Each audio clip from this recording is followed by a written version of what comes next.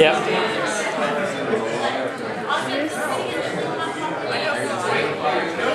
No, that's the thing. I'm like, if anybody Members will now record their vote by electronic device. like, Nice. You and Tika? Taking over for Carlos? I have no idea. My best side is my left, so when I present my bills, if we can get more of that side, that'd be it's really obvious who I am. Every time I turn in any kind of application like that.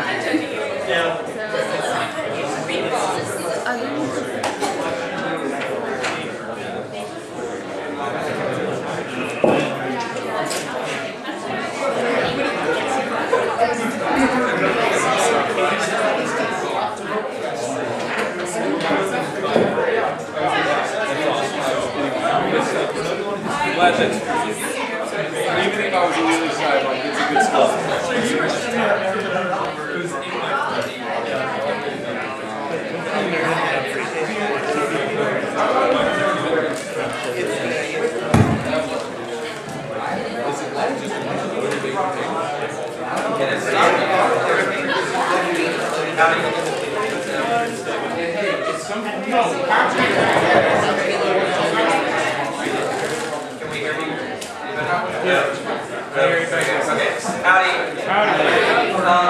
Please come find your, if you're a student senator, come find your clicker.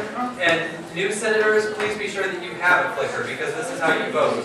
So come to the front, it should have your name on it.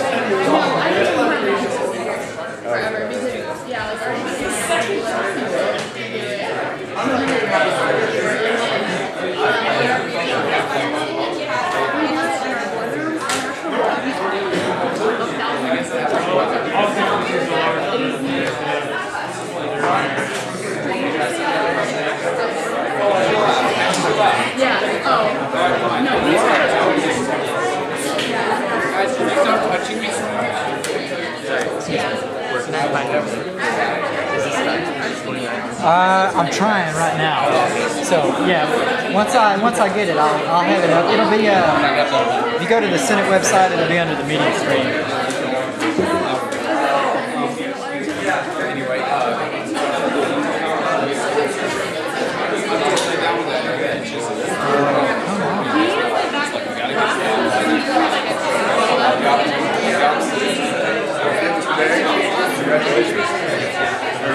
Amanda to your barber didn't meet you. On Sunday, ready to roll. Yeah. Blessed. That should be good.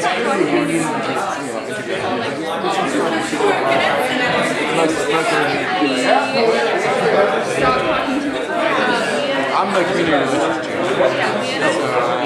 I was elected off campus.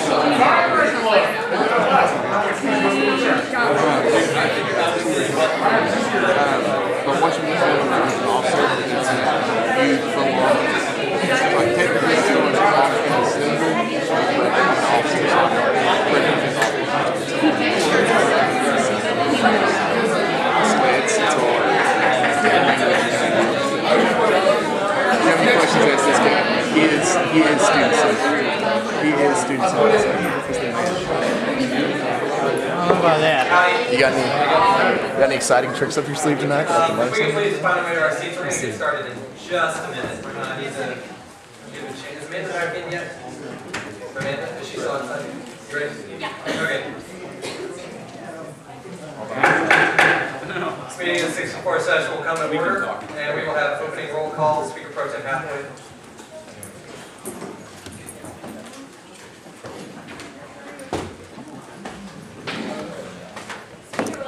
Howdy.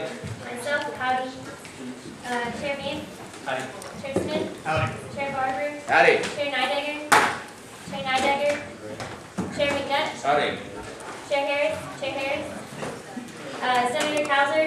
Senator Cowser, Senator Golden, Howdy. Senator Weathers, Senator Weathers, Senator Thornburg, Senator Melancon, Senator Melancon, Senator Lastovica, Senator Gonzalez, Senator Riley, Senator Riley, Senator Robertson, Senator S. Brown, Senator Kiefer, Senator Kiefer, Senator Strickland, Senator Strickland, Senator Logsdon, Senator Logsdon, Senator Young, Senator Young, Senator Jim Carrot, Jim Carrot, Bowen, Bowen, Spencer. Howdy. Thank you. Ganali, Omar, how do you say your last name? Ganu. Mandry. Mandry. Simon. Chen. Pittman. Pittman. Melendez. Chips. Thomas. Moore Van Dyke. Nelson. Altendorf. Nadinger. Kingsbury. Jessup. King. Morris. Kelly. Hernandez. Sosa. Barry. Fernandez. Lahutsky. Struble. Markowski. Howdy. Bonner. T. Brown. Castilleja. Syriac. Esparza. Gore. Heath. Hilton. Cleckley. Basute. Howdy. Watson. Luce. Murad. Davis. Roberts. Shuck. Hill. L. Sullivan. R. Sullivan.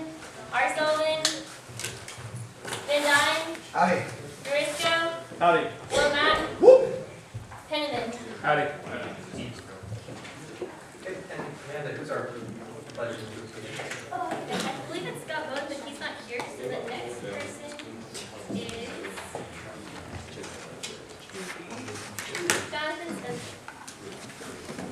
Are you comfortable throwing an invocation pledge together? Okay, great, thank you. So next is our invocation pledge.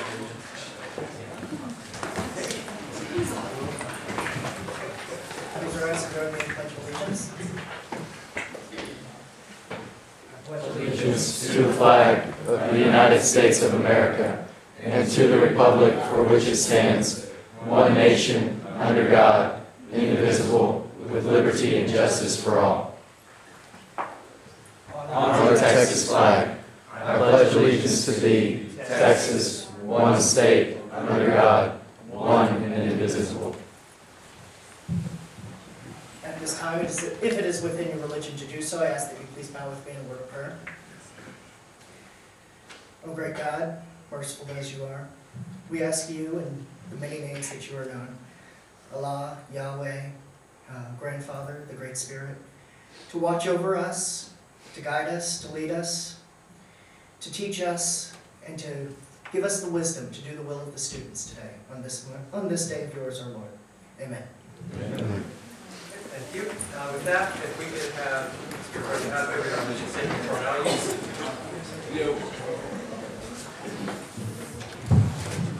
Howdy. The Texas A&M Student Senate mission statement is as follows. The Texas A&M University Student Senate represents all students in order to enhance the Texas A&M experience within our university and communities through research, legislation, and advocacy in accordance with the core values of our institution, which are excellence, integrity, leadership, loyalty, respect, and selfless service. Thank you. Can I get the open forum list, please? Thank you. Okay, speakers been made aware of several items for open forum. So first we have Ryan Davenport. You have 2.5 minutes starting now. Howdy. All right, I just wanted to give you all a little bit of an update about something that I worked on yesterday and today. Some of you may be aware that there is a bill in the KU Student Senate asking that they bar us from attending the Big 12 Student Government Association Conference. I established contact with their student body president and their vice president yesterday and spoke with one of their Senate members today about the bill. Apparently it's one of those instances where it's a minority, the opposing coalition, if you will, in their student senate that introduced that bill. It's since been changed, and they've actually issued a press release. If you'd like to read it, I have it here along with a copy of my email to them, explaining sort of our rationale as to why we believe that we should still participate in the Big 12 Student Government Conference.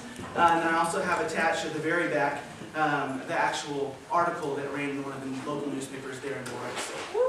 So, just wanted to give you an update. We will be going to the Big 12 Student Government Conference, so you have nothing to worry about. So, thanks again. Yeah. Thank you, sir. Next up, we have Peyton Roberts. 2.5 minutes starting, Hattie.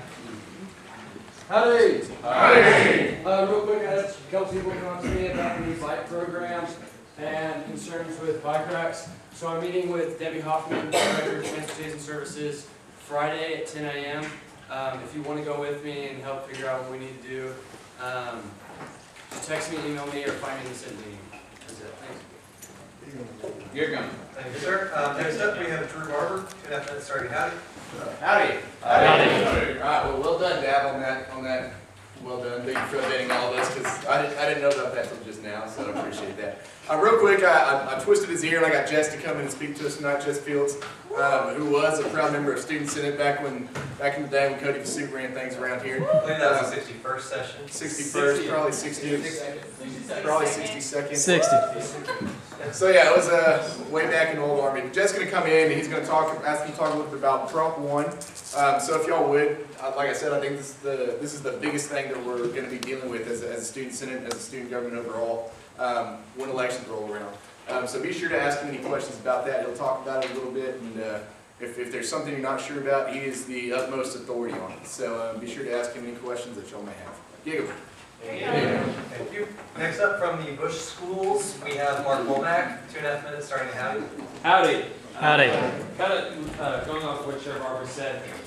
For those of you who just got deputized, can you raise up your hand-dandy pads so we can see what your hands or whatever you got? So look around. If you want to defeat things like, if you want Prop 1 and the housing ordinance and all these different things that are going on inside the city to be resulted in to outcome positively for students, that's never going to happen if we do not register students to vote. It will not happen. For 5 years now, I've seen the city council, they will say nice things to students, and many of them are pro-students, but when the rubber hits the road, oftentimes students are not supported because we don't have the numbers. The idea of a student turnout is laughed at in every election, and that's because we do not have people registered to vote. So if you are not registered to vote, I know a lot of people are concerned about not being registered in their home district. Guys, College Station needs you a lot more than San Antonio or Dallas or whatever. Your Aggies need your help. Texas A&M needs your help. We need your votes. So if you're not registered to vote here, please see any one of us that raised our hands earlier. Get registered to vote. Guys, this is critical. If you want elections to happen in November, if you want the city council to listen to students, if you don't want another housing ordinance, these things are real. That happened 5 years ago where the city College Station almost said, hey, no more than 3 unrelated people in a house. So I don't know if anybody lives not like that, but you basically screwed at that point. So, those are real issues that we do face. So please, please, please, there's nothing we can do to have a longer lasting impact on the students than to make sure that their city government hears their voices. And that starts with getting the people registered to vote. So hopefully Chair Barber is going to take initiative on this. He's already done him and Bryce Bender by setting this up, and we'll get more people registered to vote because that's the way to serve students. So thank you. Thank you. And finally, we have Kevin Paul. 2.5 minutes starting now. Howdy. Howdy. Well, as promised, I'm back this week, and thank you. And I just want to let you guys know that the appropriations team and myself have been working very hard on the budget and that whole process. And I realized after I spoke briefly last meeting, that I left without saying a few of the policy issues and maybe explain the procedure further. And I wanted to get that all out on the table now before we start reviewing that whole process. So basically what it looks like with the student fees being able for us to allocate 2 different committees within SGA. we're granted up to $50,000 of student fees to designate and allocate throughout our different organizations here on campus. Now, I understand that last time there was a little controversy going on when I said that we're going to use all of the $50,000, and you guys might have not been comfortable with that statement. And the reason why I said that is not because I'm crazy, because I understand the system, okay? And with the system that we have in place here states that $50,000 is for us to use. Now, if we don't use that $50,000, then it essentially goes in a piggy bank somewhere else where we cannot touch. Let you mill over that for a little bit. Now, I'm going to go on. I'm going to say that just because we use up to $50,000 does not mean we don't have a rainy day fund if something goes wrong. So if we designate $2,000 for this one committee and they need an additional funding, we have the means available to provide them with that. We don't need to save this $50,000 for a rainy day fund. We already have that. We have actually up to about $14,000 and what's called like, it's like a rollover bank account that is managed by actually the Senate. I don't know if you're aware of that. I don't know if you're aware that you're sitting on that type of pretty penny. But what that means is if committees need the additional funding, they can go through an appeal process through the Student Senate, and that will mean that we can empower the committees at that time. So to sum everything up, I want to say that I would encourage you guys not to think of $50,000 as way too much money. I want you to think of it as the right amount of money. Because we want to use as much as the money that we can possibly can so we can give it back to the student body. Okay, so let's serve students tonight, and let's try to be as fiscally responsible as possible. All right, thanks, and Gigam. Thank you. Next for organizational forum, we have the official ad hoc committee known as the Traveling Committee, for which Lindsay Sullivan is the chair. So Chair Sullivan, would you please come down and give a little 5-minute presentation? Yes. Howdy. Howdy. For those new senators who don't know me, I'm Lindsay Sullivan, the new chairwoman for the ad hoc traveling committee, which is now official. Basically, we've got 2 trips coming up. That the first one is going to TU next Thursday, and you've got 3 spots available for that. If you're interested, you'll need to email me, and if you're new, make a profile on SGA. Is that right? Almost.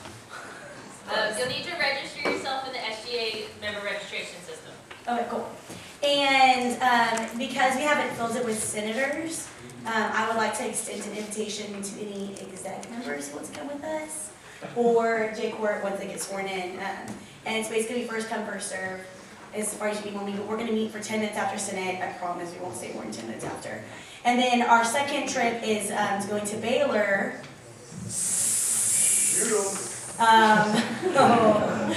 The week after, so not next Thursday, but the Thursday after it.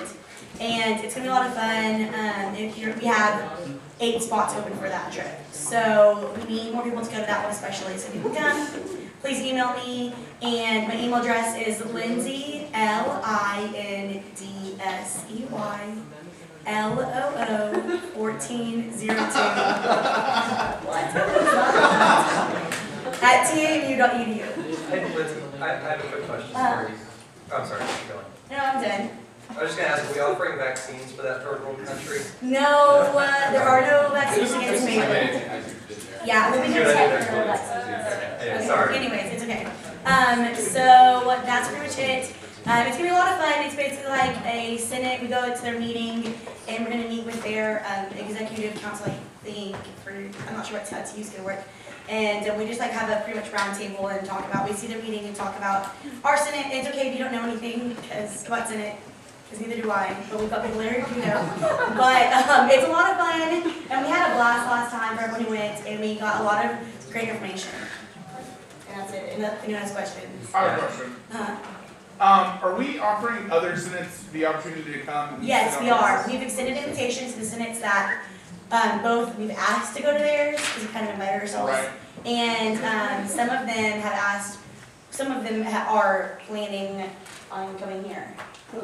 I can go ahead and say, I got a call from LSU's speaker, so they should be coming here soon. I don't know when. But. Yeah. Yeah. They'll, Yeah. they'll let us know. Any other questions? You can send me an email address again. Or you can base with me, that's easier, because I answer those more frequently, so. All right, thanks and go. There you go. Thank you, Chairwoman. That was fun. But back to business. So that was all we have for our organizational forum. Next on the list is our special presentation by Jess Fields, who, as you can see, is not here yet. So without objection, we'll deviate from the agenda and return to that when he gets here. Which brings us to approval of the previous meeting's minutes. That was emailed out to you with no objections. Shall we approve the previous meeting's minutes? Once okay, seeing none, that's approved. Next we have, where am I? Oh, confirmation of new senators, and there was a typo, and I apologize. If there's no objections, we have to do new senators and the operations committee, and I forgot to put a little slash there. So no objections, we're going to do both of those now. So if we can take care of that, new senators first. Yeah. Excellent, thank you. Oh, and I'm sorry. But also, if you're up for a university committee and you're not the student senator, if you could join EVP Davenport outside. Quick little announcement. So if you can file out quietly and talk to him, now we'll do new senators. Sorry about that. Cool. So if you're a new senator up for confirmation, if you want to come down to the front.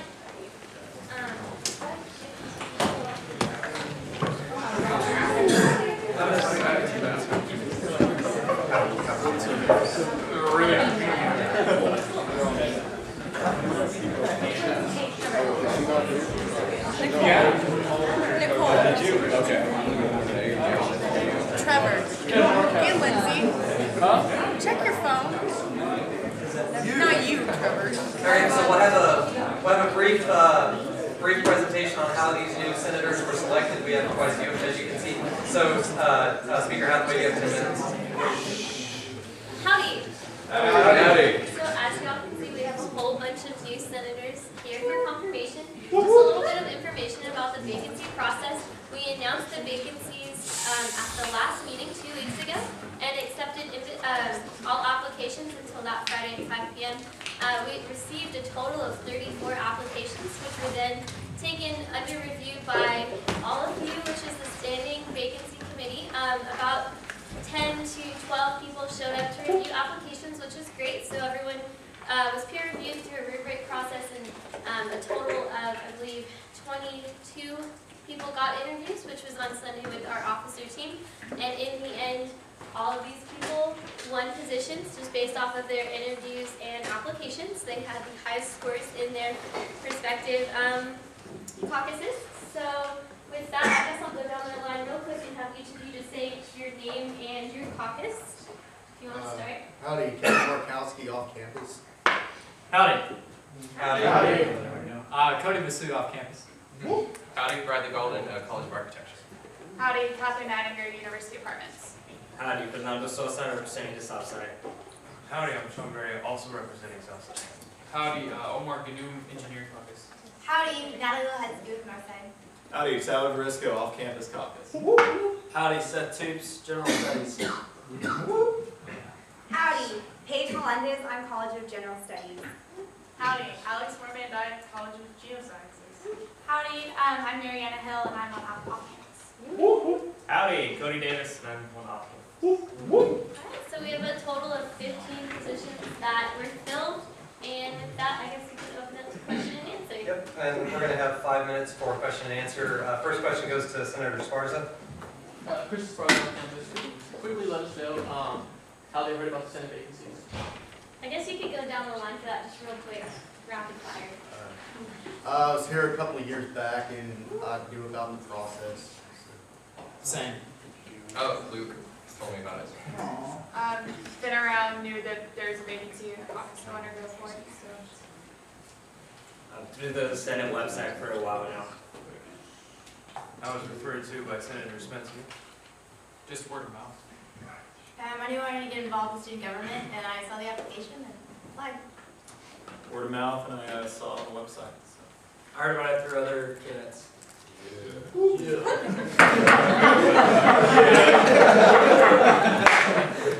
Stay in order.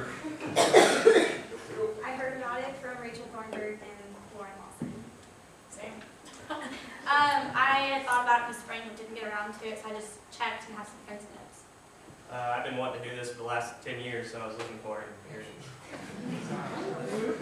So basically, to summarize, either through word of mouth or the website or other people within the Senate. Okay. Next question is Senator Lindsay Sullivan.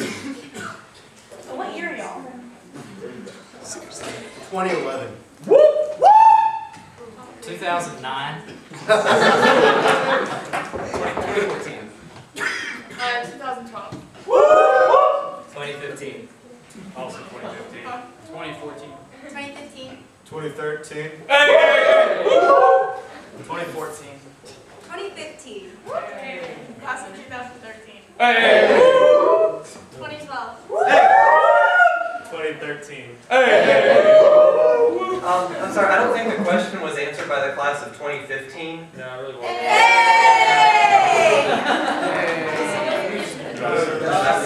That's better. Anyways, okay. Moving on. Further questions for our appointees? Am I missing anyone? Going once, going twice. Seeing no questions, that closes question and answer. If y'all could please step outside. We'll bring you back in just a minute.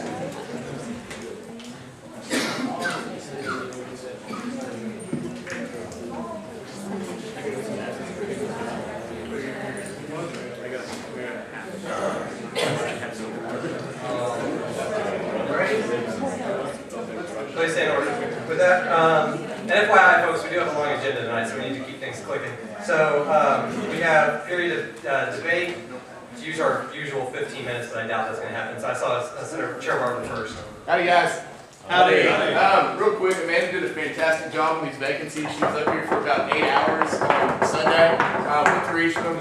And let me say, every person I interviewed was more than qualified for the position. And I'll speak for the rest of the chairs when they sat through the rest of the interviews. They did the exact same thing, same process, same interviews, same questions, and everybody just blew us away. There was no one that we were hesitant about filling a spot for. So with that, I would like to yield to Mr. Womack. Howdy, just one thing, just remember everybody, this is the last time we'll ever be able to talk without those new people, those 15 new people. So just remember, from now on, they're with us, so let's make sure we set a positive example and all that good stuff, coming from me last week. So. Okay, and with that yielded the floor. So do I see any debate against? Going once, going twice, seeing none, chair deems debate one-sided. With that, we will take a vote. Now this is, Paul, help me out. This is de facto voice vote, right? It's not a ballot. Is it a ballot? Okay, motion been made for a voice vote because I'm confused. All in favor of having a voice vote, please say aye. Aye. All opposed? Nay. Okay, we've got a voice vote. So, all in favor of confirming all of our new senators, please say aye. Aye. All opposed? Okay, that passes unanimously. Please bring it back in, and we will have our outgoing Chief Justice Rutherford.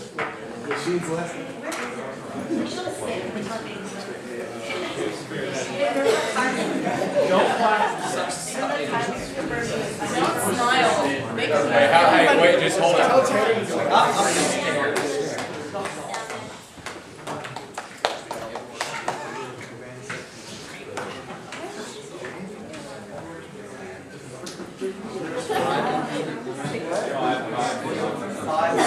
All but five. All but five.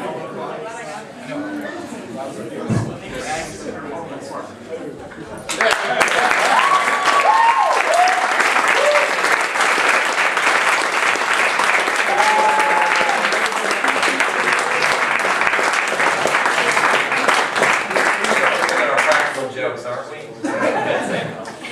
Chief Justice Kalashini. All right, please raise your right hand and repeat after me. I state your name.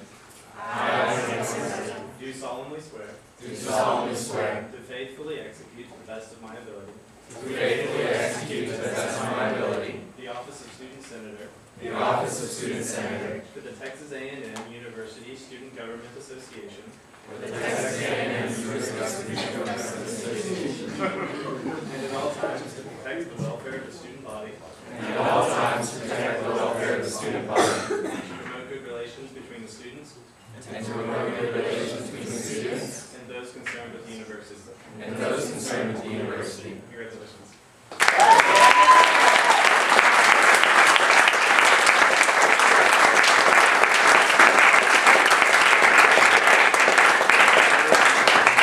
Y'all can please be seated, and we're going to move on with our operations. So if we could please bring up our operations appointees. Just two? Okay.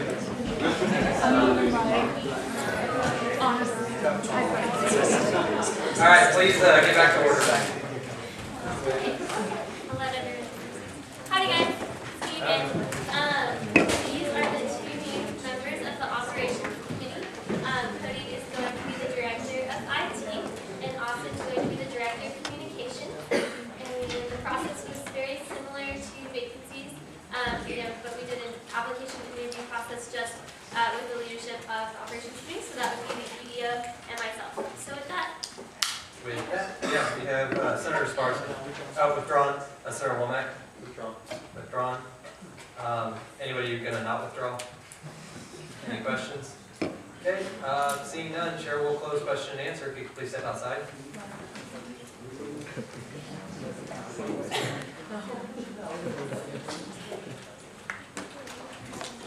Okay, we got a period of debate. Do I see any fours? Chair Thornburg. Chair Thornburg, appropriations. Senate. These two positions haven't been filled, and no one applied for them before tonight. And these guys obviously want the positions because they applied for it. So please, please approve them because they're great people and they're going to do the jobs that none of you want to do. There you go. There you go. There you go. Any debate against? Going once, going twice. Seeing none, Chair will deem debate one-sided. I will assume we're going to do a voice vote again. Which one I call, Okay. Motion has been made for a voice vote. So did we look it up? Is it supposed to be de facto? Yeah, okay. All right, so it's been seconded. All in favor of a voice vote, please say aye. Aye. All opposed? Okay, so, we will have a voice vote. All in favor of confirming them, please say aye. Aye. All opposed? And that passes unanimously. Thank you very much.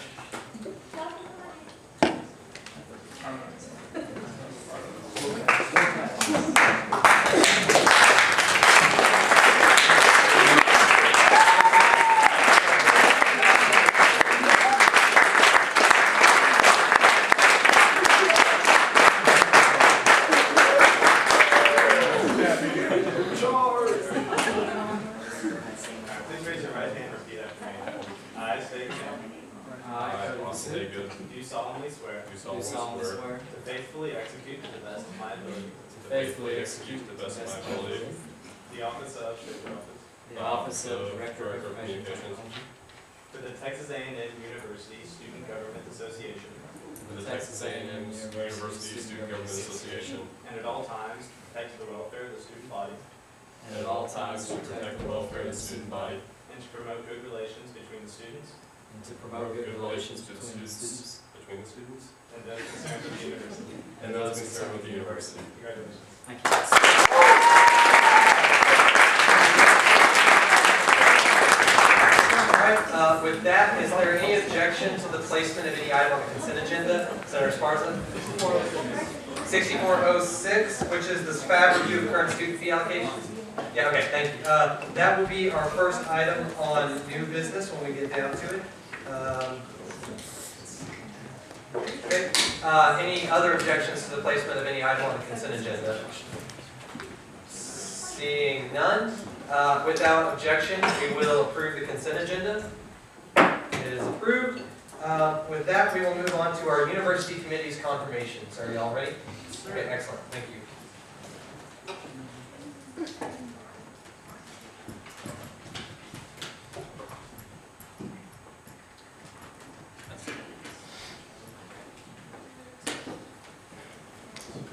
You have 10 minutes for presentation, 5 minutes for Q&A.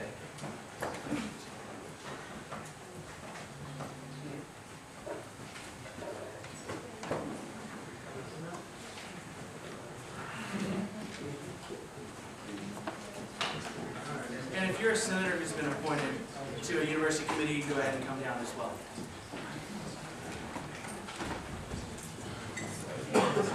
Tanner, you don't have to. Yeah, I'll stay here. Let's cross it. Jeff, we got 2 minutes for Q&A.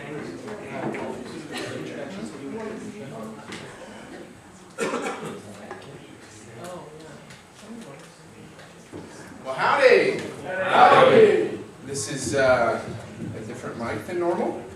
Okay. Well, since we only have a limited amount of time, I'm not going to go through everybody who's up here. Some of these faces are familiar to you, and others of them probably aren't, and I think that's really cool. When we set out on our university committee appointment process, something that we really wanted to do is to be able to utilize this to let the whole student body know that this is an incredible way to serve Texas A&M, to represent student opinion, and do it in a way that's not as time-consuming as being a student senator, or being student body president, or being on my cabinet, or being super involved in one of those ways. But it's a great way for a lot of students to be able to give back and to really take what we do, both here in the Senate chamber and SGA as a whole, which is representing students, and take that out and disperse it all over campus. It's really cool that wherever there is university administrating to be done that affects students' lives, and there's a committee that helps guides that administration, we get to appoint a student who sits on that. And I think that is awesome. I think that's an incredible thing about Texas A&M University and how our administration works. So without further ado, I will let y'all move on. That's really all we have from the university committees here. It's been a very long process. What we did, I guess I should update you on exactly what we did. What we did to make the bulk of these appointments is we divided them up based on academic affairs, student services, legislative relations, community relations, communications, and then we gave those to each of my different vice presidents on the cabinet. They made all of those appointments, so it's kind of a divide and conquer sort of deal. They gave those to Ryan as exec VP, and then he brought those and we hauled away in my office one day. And if you've been in my office recently, you've seen up on my wall these 3 huge pieces of paper that had all of these blanks. Well, those blanks are now full, and those people, a lot of them are here, which that's awesome, and now we're bringing them to you for confirmation. So, here we go. Good. Great, thank you. With that, 5 minutes of question and answer for the student body president or any of the nominees. Do you guys see any questions? Going once, going twice. Chair sees no questions, and we'll close question and answer. If we could have the non-senators please step out of the room. Senators, you'll want to be in here for this. So, thank you.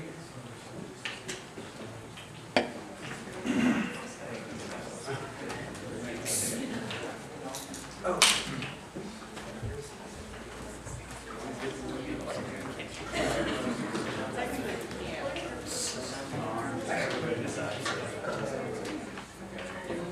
Okay, all right.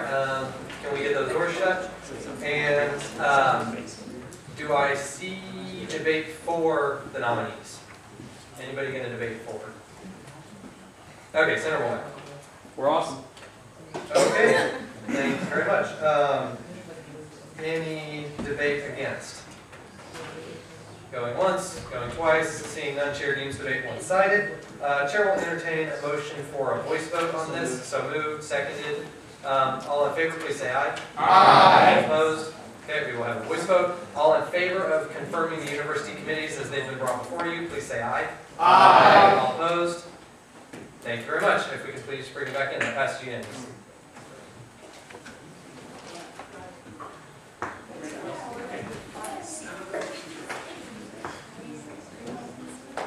Yeah, bring it back in. We got to start next turn. Oh, yeah, we don't swear these in. But anyways, you're all confirmed. So.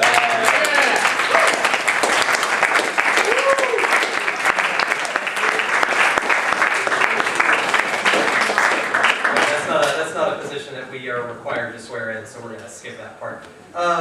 With that, we go into judicial court confirmations. So if we could have Chief Justice Glasheen and Chief Justice to be Monroe, please come to the front. Where is David? Okay. We're going to take a long breath and exhale for David to come in. Oh, there he is, right there. Okay. No, that's okay. We're good to go for your presentation. You want to give like a brief overview of how we did it? Okay. Well, howdy. Howdy. So today's the day we get to swear in a new Chief Justice. And so the committee is established by the Constitution. It consists of Student Body President, Jeff, Speaker of the Senate, Tanner, Senate Rules and Regulations Chair, Paul, and myself as a non-voting member. And so we had 2 really great applicants this year, and the committee decided on Ben Rowe. So you might recognize him from before, maybe not. And I think I will probably let Ben tell you more about himself. Howdy.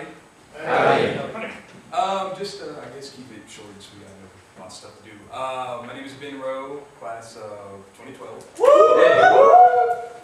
Political science major. I've been involved on campus with all kinds of fun things. Been an SI leader for a while. Volunteered at the counseling helpline. All that kind of fun and exciting things. And yeah, that's about it. Quick as I will make that call. Question answer? We done? Sure. Okay, cool. With that, about 5 minutes of question and answer. Do I see any questions for the Chief Justice? Senator Basu. Howdy, Cody Vasud off campus. Quick question on your judicial philosophy. Would you rule on cases as the Chief Justice only based on the text of the Constitution, or would you also use, I guess, inadvertent arguments like the spirit of the Constitution? Well, I mean, I kind of find the question a little irrelevant, and this is why. I'm not going to be ruling on anything. The court as a whole will be ruling on everything we do, and asking me how I'm going to rule on it doesn't really give me an idea of how the court's going to rule on it. I am one member of a 12-person court, and the majority of that court will speak what needs to be said. Follow up, Mr. Speaker? Yes, ma'am. But you are a voting member of the court. What would your personal judicial philosophy be? My personal judicial philosophy is I like to follow the text. Okay. Okay. Thank you. Further questions for the nominee or for the Chief Justice? Going once, going twice. Chair will close question and answer. Thank you very much. If you could please step out of the room.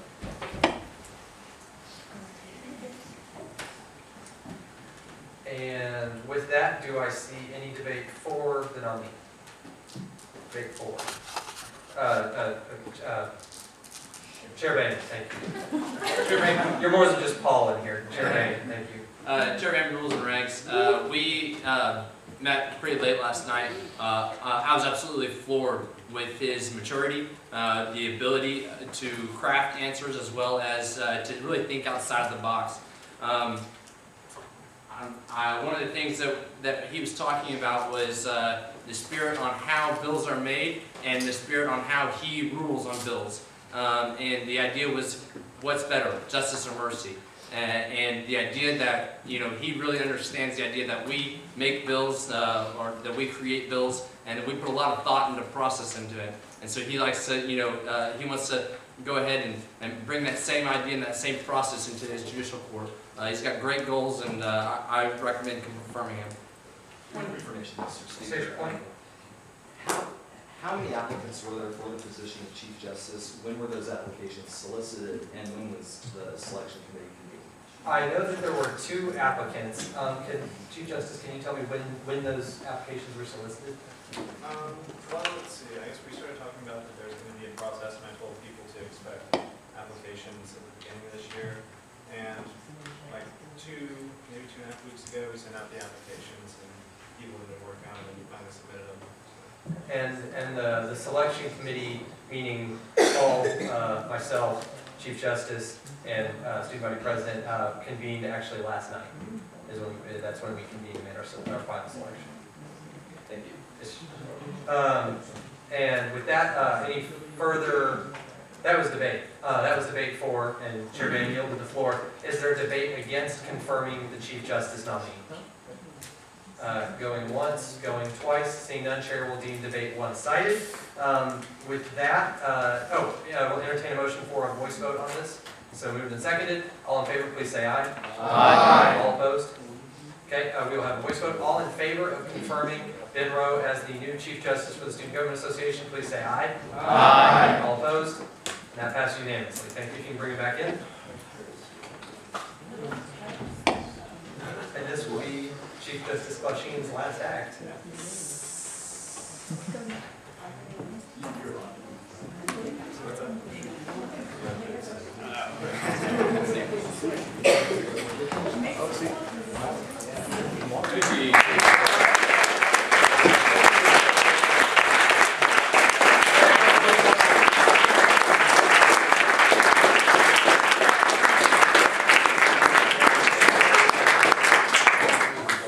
Please raise your right hand and repeat after me.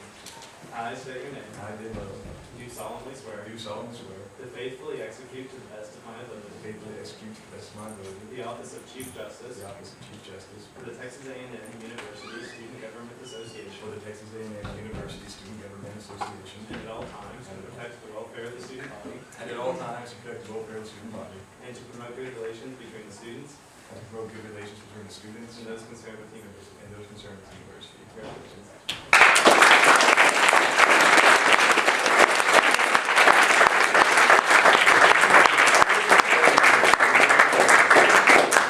Without objection, we will return back on our agenda to our time for special presentation.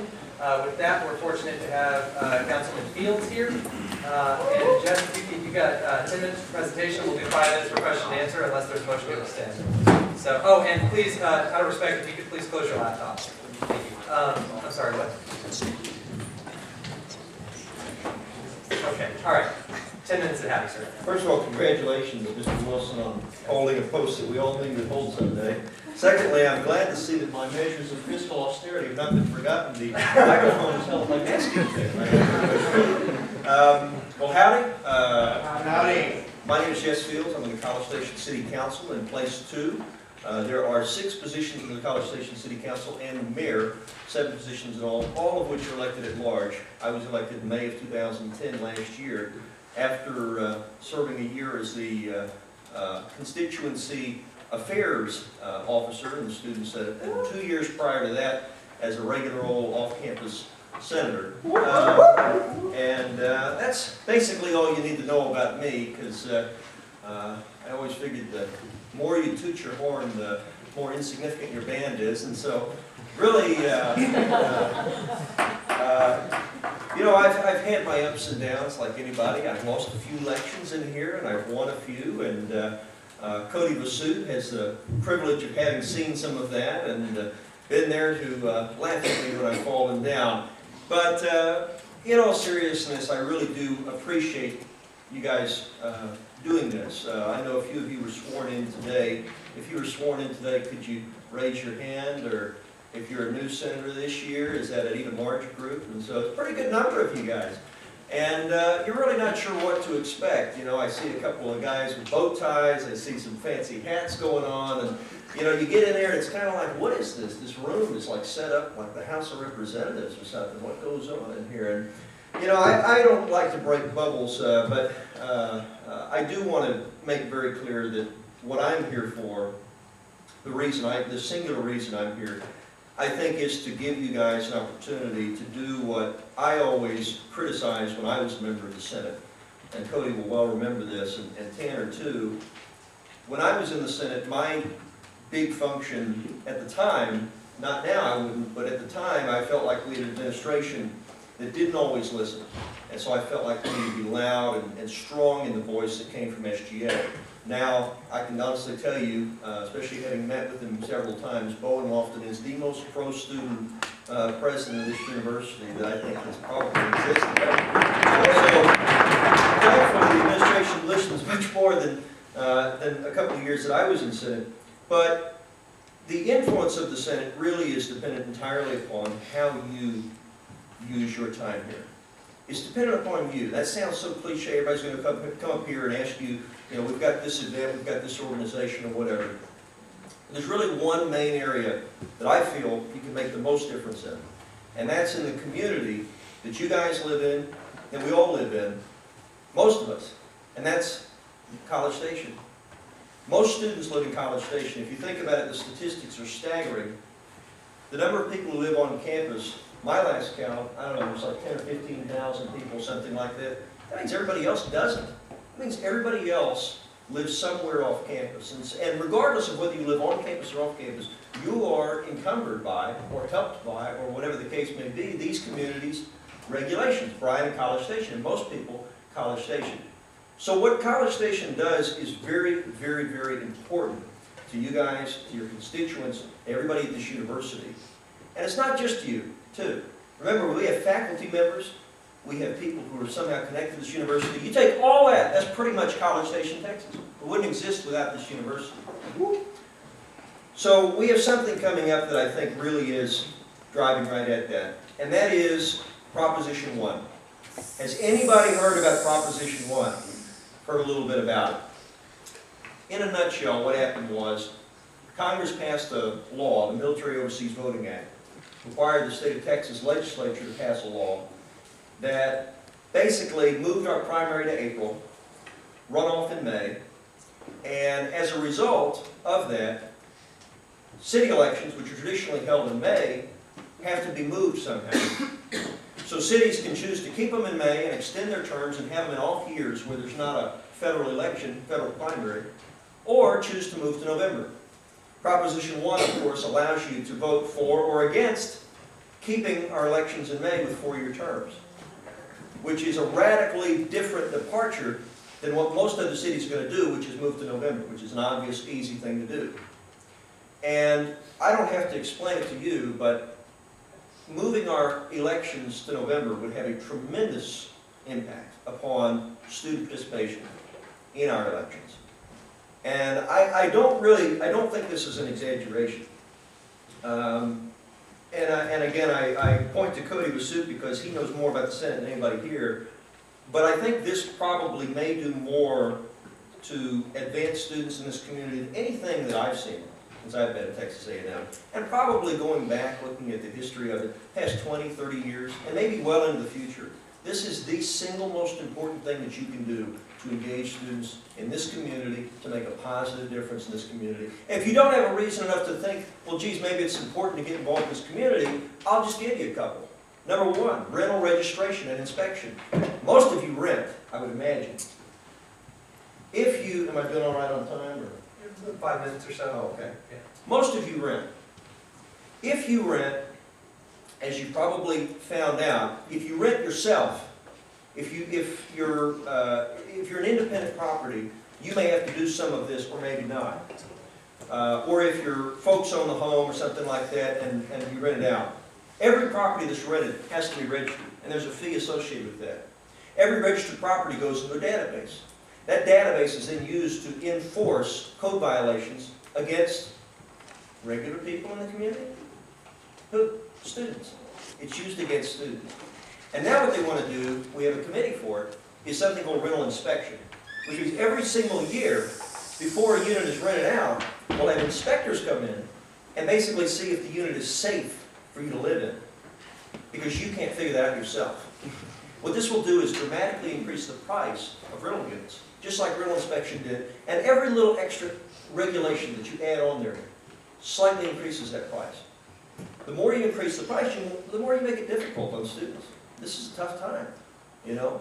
People don't have as much money as they used to coming to A&M, and to do anything that takes $1 out of a student's pocket is atrocious. But to steadily increase that makes it even more and more difficult.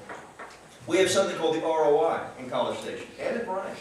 We've had a lot more in College Station. That means on your utility bills, this ROI, return on investment for you finance people, is taken out of your utility bill and it's a tax.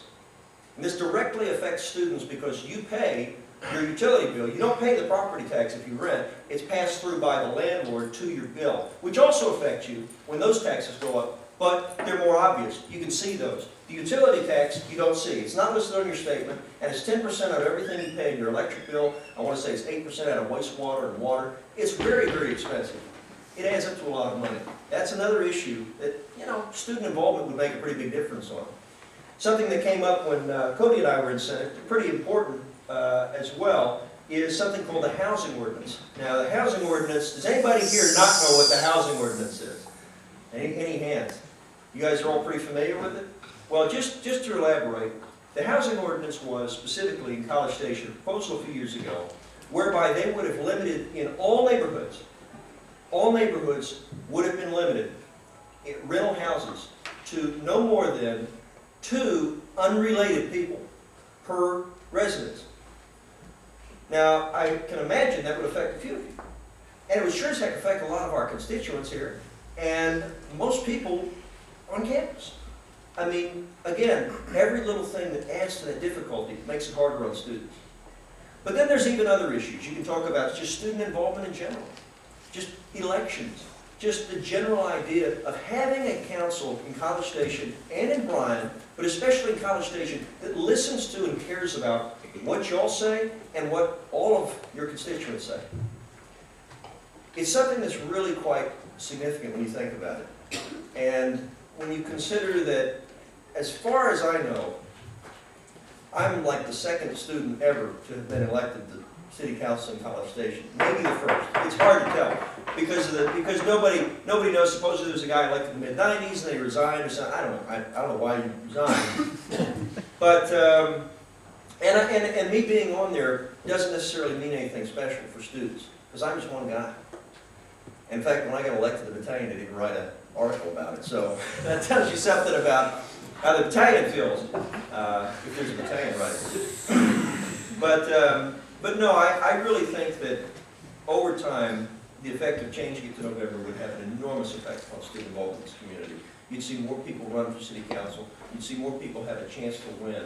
And ultimately, you would have these regulations that I've discussed and so many others. That element that is missing right now really would come into it. And that's the student involvement, that almost half of this community is students, and yet their voices are basically not told, not present on the council, not in our policy. And if you think about a federal policy or state policy being made without a particular demographic that's 10%, 5%, people would scream, sue, there'd be a huge uproar. 50% of our community is essentially ignored in a lot of the policy that's made.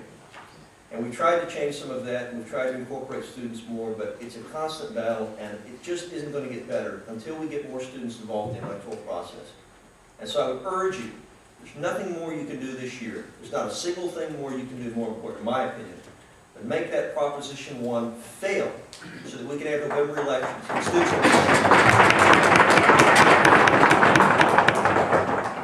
and really what I came here to do more than anything, because I know I can't speak worth anything. I really would prefer to answer any questions if you guys have any, if there's time, Mr. Speaker. So. Sure. Yeah. Thanks, Jess. With that, we'll have our first question, Senator Womack. Mark Womack, off campus. Good to see you back in here, Jess. We saw firsthand how difficult it was during your campaign to get students involved in the election. You certainly didn't win the campaign because students flooded out and voted for you. So what can students in this room do, to ensure that Proposition 1 fails? That's a really good question. And Mark, by the way, is another person you want to listen to. I should have pointed Mark out. There's a few guys you should really listen to. Well, Mark half the time, sometimes. No, Mark was really helpful in my campaign and did a great deal. In fact, for a while, you were my formal campaign manager, I think, right at the beginning. So you and your brother were both really helpful. But you're right. That is a good question. And, you know, I could sit here and give you all a seminar on basic campaigning tactics, but not only would that be boring, would you be falling asleep, but it would take a long time. But a few basic things that you can do. Number one, register to vote. You know, we've had a Get the Vote drive for a long time. It's been an effort. And Get the Vote has always been kind of effective. But the question is not, do you get people registered to vote? Do you get them registered to vote when you give them a reason to go vote? If somebody's registered to vote, it's like having a driver's license. It doesn't mean anything unless you have a car to drive, or unless you can go out and drive a car. So if you're registered to vote, you got to use that. You know, it's just a status. And so you got to get people registered to vote. That's the number one key. But really, once you identify who is registered to vote, because all elections come down to identifying registered and likely voters. Once you identify those people among our students who are registered to vote, you have to figure out a way to reach them constantly and consistently with this message. That Proposition 1 is the single most important thing you as a student can do to bring your voice as student body into our community. The single most important thing you can do. That since you've been at A&M, since long after you'll be gone, it's the most important thing you can do. And that message has to be communicated. Now, I'm not going to give a lecture on campaigning, but you know as well as anybody, Mark, it's got to be a multi-tiered approach. You guys have to go out to your caucuses, and I assume that I know y'all have a caucus system still and active and all that. You have to go out to your caucuses and reach out to the folks that you know. You have to form groups that are specifically devoted to this task, not just the folks who are assigned to the task, but, I'm sorry. Oh, no, you're good. I'm with Tanner, so keep going. Oh, I was going to say, if you don't need to motion extension, but you need to form a few groups that are specifically designed for a few different tasks. I would go out, get a committee that's specifically designed for the registration process, which we already basically have. Then get a committee whose job is to figure out who's registered to vote on campus, who's registered to vote among the student population. That's a Herculean effort. We've never done it. We tried to do it in the campaign. We tried a little bit of that. But the best we got was, okay, we can determine dates of birth by who's voted. But who's registered? That's a much harder question. If you can figure that out, which it is possible, it's a lot of work. If you can figure out who's registered to vote, that's the first big hurdle. And then you got to go out to reach those people. Online, phone, email. If you can get a few of them interested in volunteering. But I can tell you this right now. This election, because it's a state rep election, it's going to be an extraordinarily higher turnout than you normally have for just a question like this. I'm not sure if we have, does anybody know if we have any state constitutional amendments on the ballot this year? Or not? Yeah. Thank you. Scott Bowen, ladies and gentlemen, the repository of all knowledge of the Student Senate.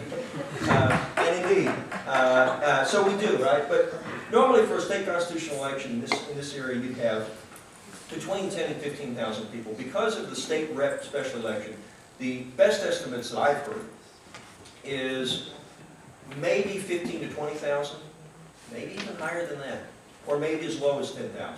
So, to swing this election, I think you're going to have, going in, you have to determine that maybe 60, 70% of the community people are going to vote in favor of Prop 1. That's not necessarily the case, but you have to assume it.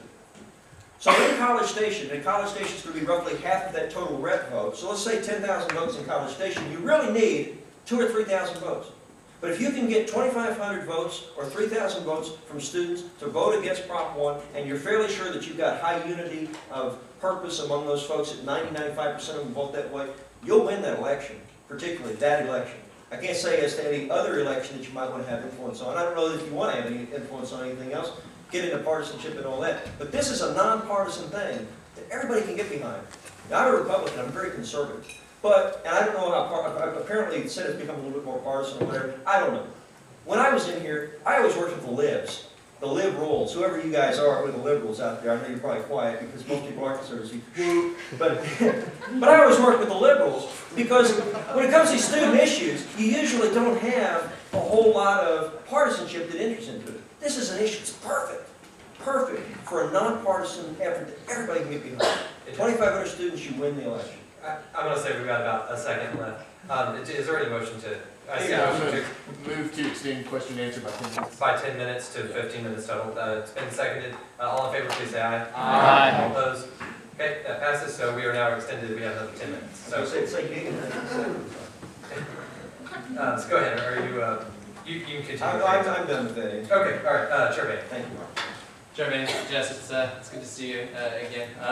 One of the things that we've always kind of worked for is ever since we first came in was a City College Station non-voting member on the board who is a student. Right. What are your thoughts on that? Would it be productive, and what could we see this upcoming year? Well, you know, I'm always blunt and honest. And I don't know if it's a popular answer here, but although I originally felt differently, especially when Daniel Dick was the EA, I felt a little differently. I've come to the conclusion that I don't think a non-voting member sitting on the council is a feasible or a good option. And I'd like to give a couple of reasons why, because that seems like a contradictory position for me to hold. It also seems, on the other hand, it seems like a very selfish position. Oh, of course he'll oppose it. He's a student there, you don't want anybody else something.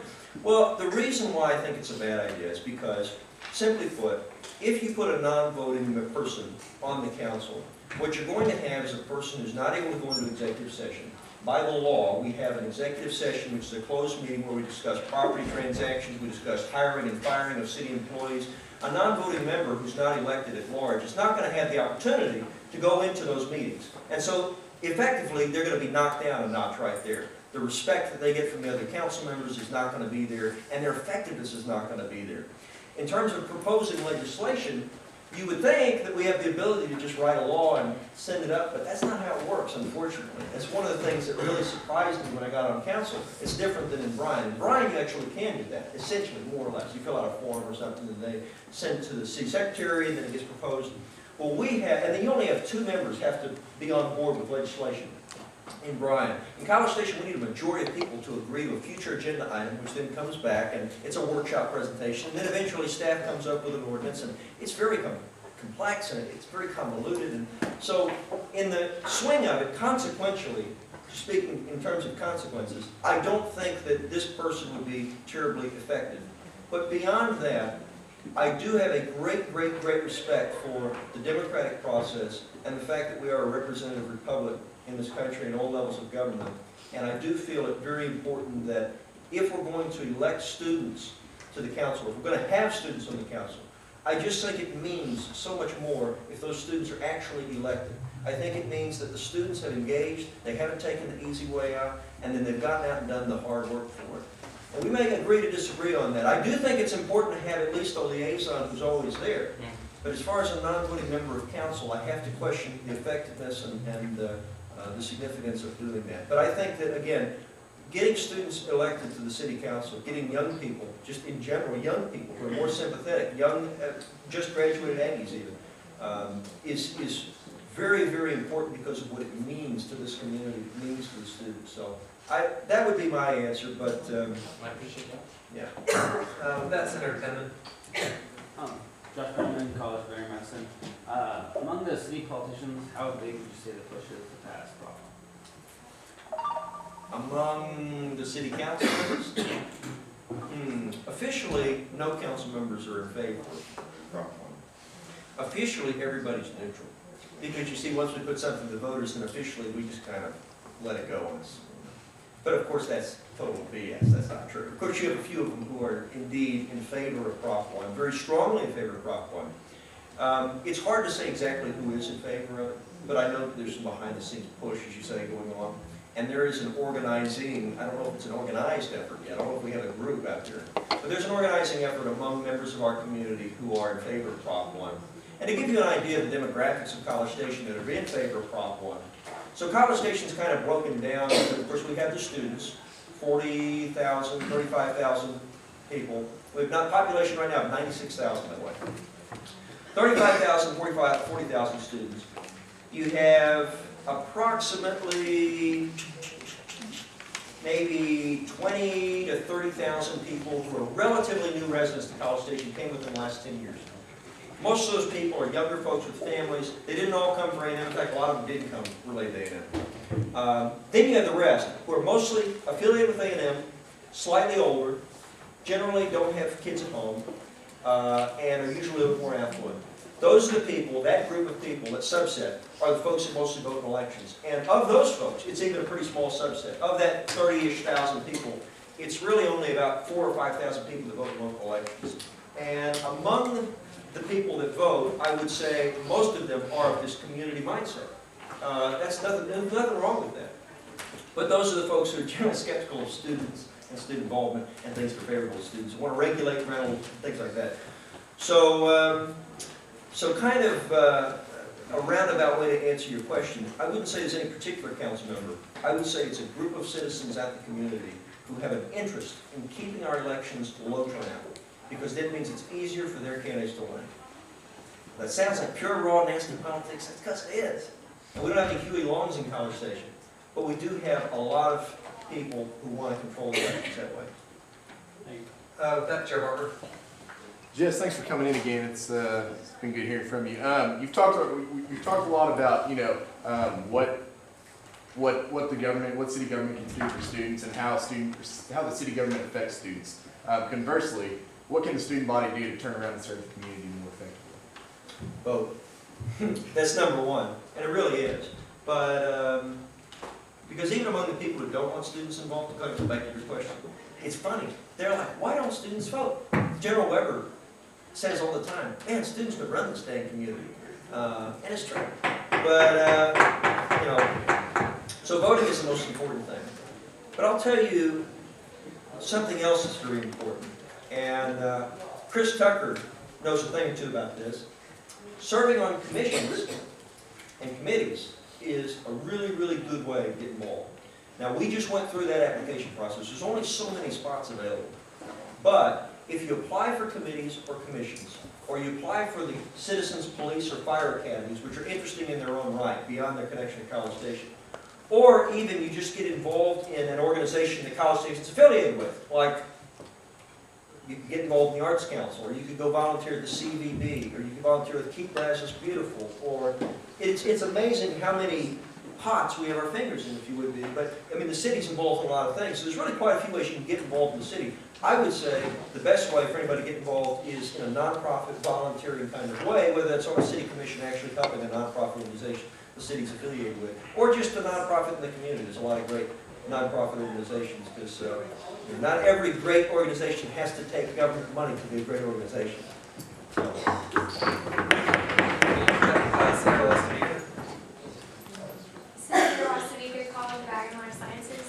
Are you aware of any non-student groups or community members who have plans or are making plans to maybe assist in the Give the Vote campaign? I know that we hear of a lot of student government members, really promoting this cause, but are there any community members willing to help out in that effort? You want a political answer or an honest one? Honest. No. Not really. I'm sorry, but there's really just not very many people out there who have an interest taking their time to help students register to vote. It's really something that you guys have to do for yourselves. This is something we all have to do for ourselves. Students have to do this.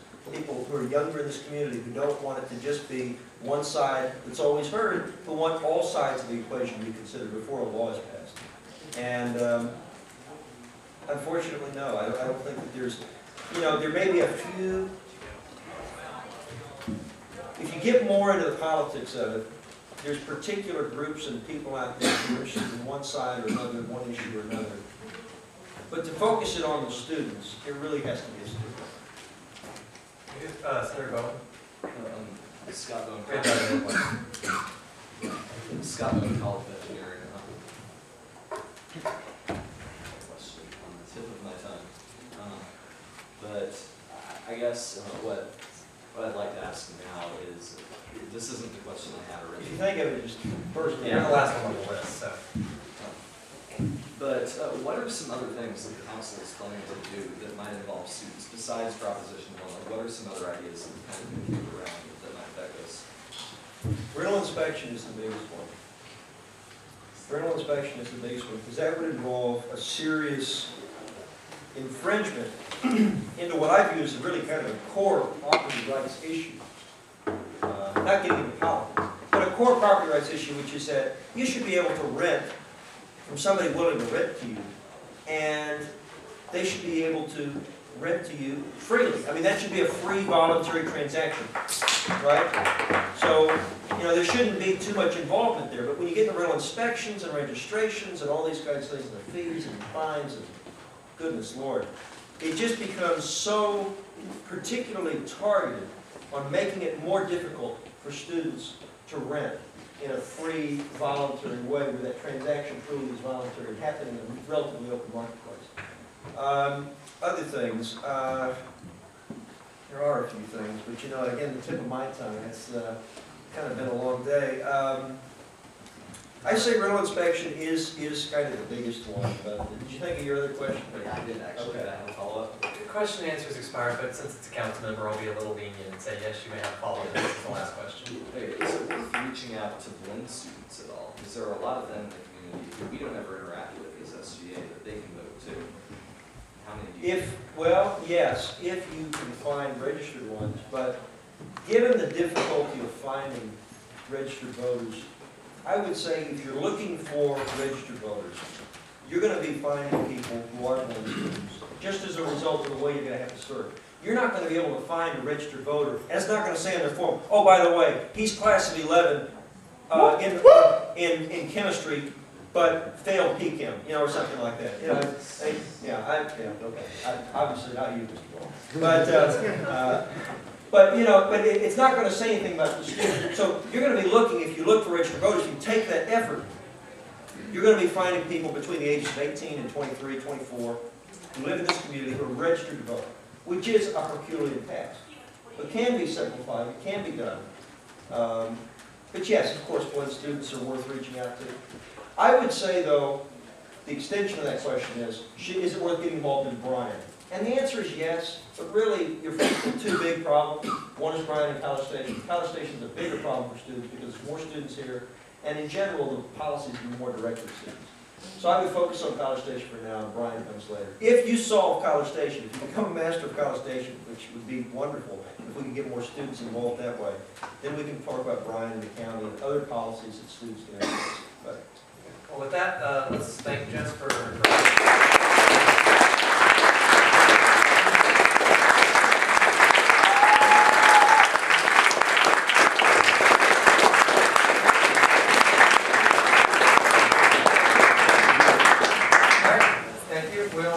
return to where we were in our agenda now, which by my count, we just did J-Court, so we're up to the SGA, I'm sorry. Oh, yeah, oh my goodness, yes.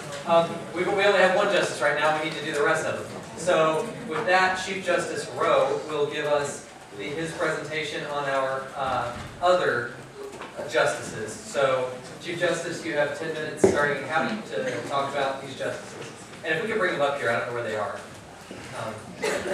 There you go. There you are. All right, howdy again. Again, I will keep this relatively short. What we went about picking justices this year is the way, it's been done forever. Application process, interview, and the people you see before you truly are the best of the best applicants we had this year.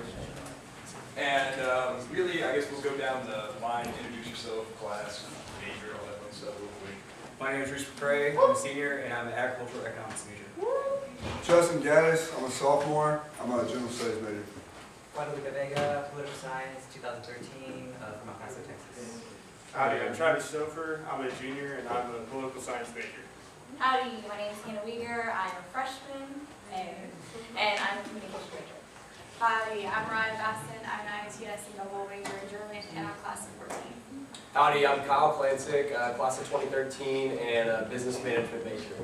Howdy, I'm Chuck Garvin. I'm a junior, and I'm a poli-sci econ double major.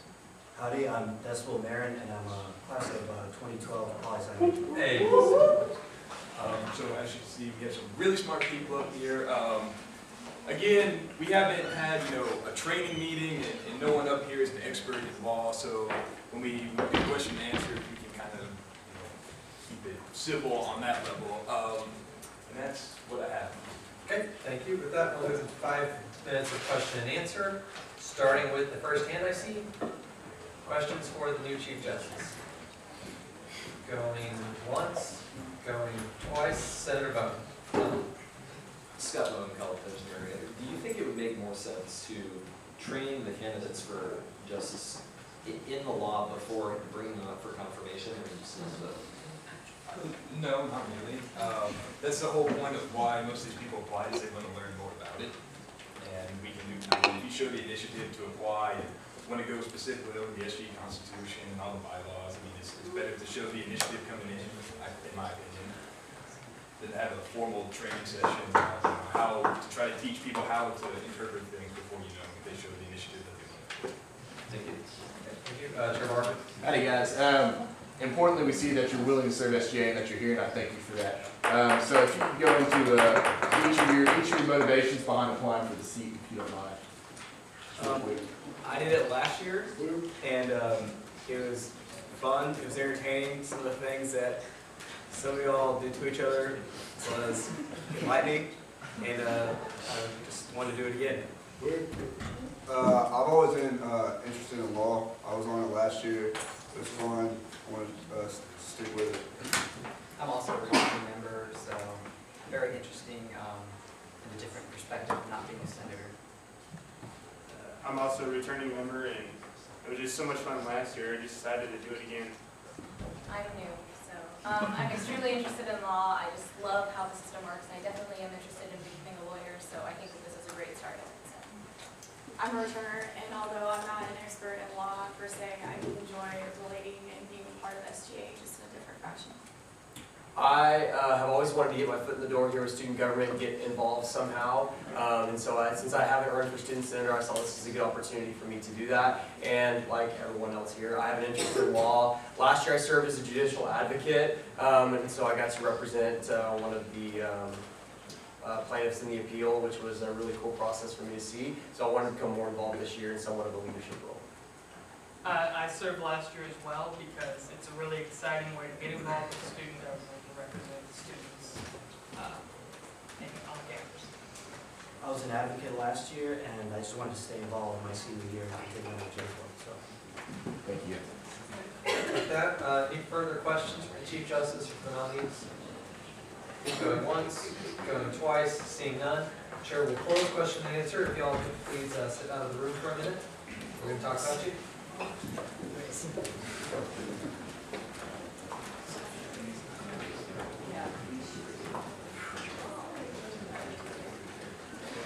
And with that, Chair will see debate 4. Debate 4, Senator Brown. Hey y'all, they have the willingness to serve SGA, serve as J-Court. They're all good people, so confirm that. Get it going. With that, Chair will see any debate against. Debate against, going once, going twice, seeing none, Chair deems debate one-sided. With that, motion has been made for a voice vote. Do I see a second? It's been seconded. All in favor of a voice vote, please say aye. Aye. All opposed? Okay, continue to chair the ayes have it. We'll have a voice vote. All in favor of confirming the court as is, please say aye. Aye. All opposed, please say nay. Okay, seeing none, that passes unanimously. If you can please bring them back in, and our new Chief Justice will swear them in.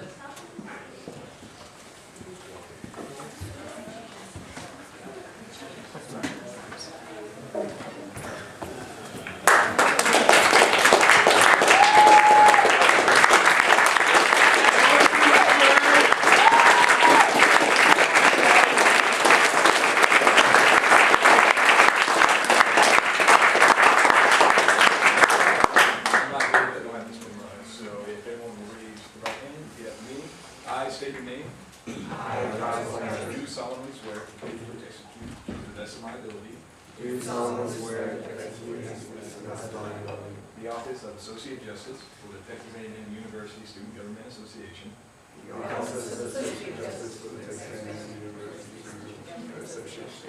And at all times to protect the welfare of the student body. And to promote good relations between the students. And those connected with the university.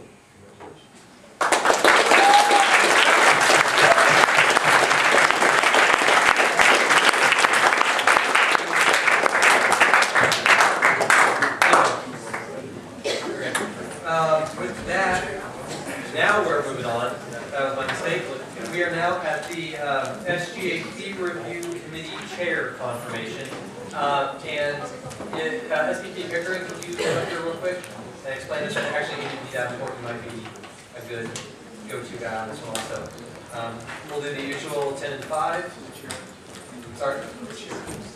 Yeah. You go ahead and take it, or Brian. Okay. Yes.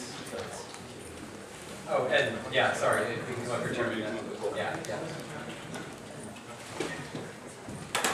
All right, well, howdy. Howdy. Okay, so per the bylaws of the Student Senate, lots of legal things, we have to, by this meeting, appoint a chair for the Student Government Student Fee Review Committee. Okay, and that person has actually been chosen by our Internal Affairs Committee and confirmed there. And so we're bringing Chair McNutt to you tonight to serve in that position. Now, you might ask what the committee does. Basically, all of the departments on campus are looking at their budgets and they're asking themselves, do we need to ask the students to raise our fee? Do we need to raise our fee for students to pay in the next billing cycle? And so basically what this committee will do is they'll look over all of those proposals. At the 26th of October, I believe is what it is? Yeah, I believe so. All of those entities will come to the Student Senate, present to you, and the SGA Fee Review Committee will actually look at all of those and make a recommendation in bill format and bring that to you guys to either vote up or down, and then it would move forward throughout the university and the staff process. So, anything else to add, guys? Nope, that's pretty much it. Tanner and I, when we got together to discuss this, we thought about what precedence was on who served who has served as the chair for this committee, and it's always been somebody within leadership in student services advocacy, and so that is why Tanner and I got together and decided to appoint Chair McNutt, obviously student services chair, to this, then to get to IA to confirm it, which they did. So now it's coming to you. All right. Anything further? Okay. With that, we'll move to 5 minutes of question and answer for anyone up here. Are there any questions for anyone up here? Going once, going twice, seeing none, Chair will close question and answer. And Chair McNutt, you vote here, so you can say. And with that, we will go to period of debate. Debate 4. Anyone? Senator Massoud. I gotta use that. Cody Massoud off campus. Sounds good. He's a good guy. Known him very briefly, but I think he's qualified, so I think everybody thinks that as well. So, Gigam, yield to the floor. Okay, thank you. Debate against? Going once, going twice, seeing none, Chair deems debate one-sided. Chair will entertain motion's been made for a voice vote. All in favor? Seconded? Is there a second? It's second. All in favor of a voice vote, please say aye. Aye. Opposed? Nay. Okay, we'll have a voice vote. Good try. All in favor of confirming Chair McNutt as the Fee Committee Chair, please say aye. Aye. Opposed? Community Chair, this passes non-unanimously. Your objection is noted. And with that, we will go into a presentation by, you're confirmed, we need to swear you in, that's my mistake. Yeah, I was kind of like, go sit down. Yeah, sorry. Yeah, we're going to swear you in real quick.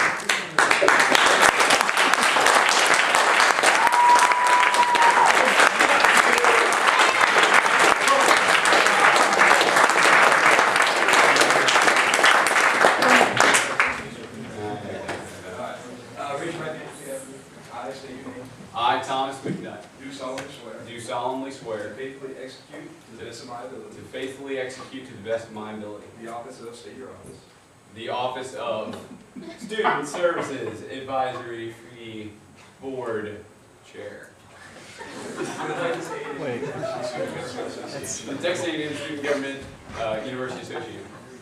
And it also protect the welfare And for all times to protect the welfare of the student body. and to promote good relations between the students And to promote good relations between the students and those concerned with the university. and those concerned with the university. Congratulations. Thank you.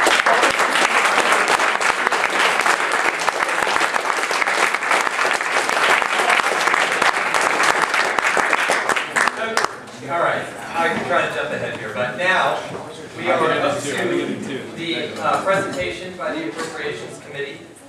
This bill is on the agenda, but before that, we had already had on the docket that we're going to have a little presentation. So, Chair Thornburg, if you could give a brief little presentation here.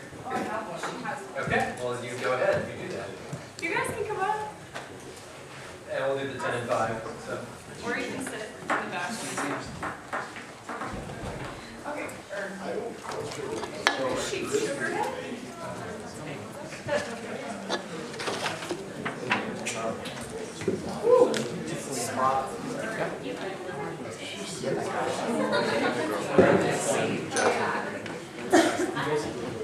Pictures. Lost your plaque. Happens all the time. Good. They're not Part of this. Sign it if you dropped the class. We'll handle the slides for you. So let's go ahead and get started. Howdy, Senate. Howdy.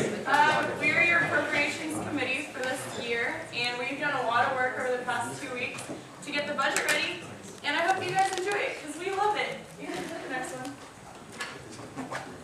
We just took some pictures of all our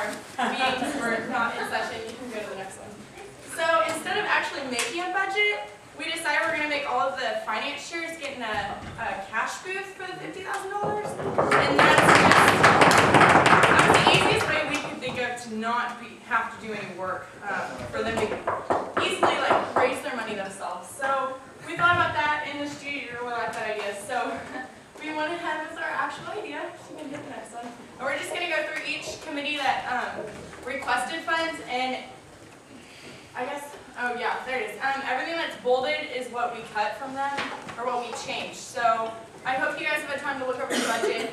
It's really easy. So alternative spring break, we didn't cut any from their budget, but we have a lot of extra money at the end from where we had cut people. And one of the committees has suggested that we do a leadership development sort of fund, which is basically a way for them to go out and use this money to become better leaders. So invite speakers in, send people to conferences, just make sure they can lead their organizations better so we can be a better student government association. And I know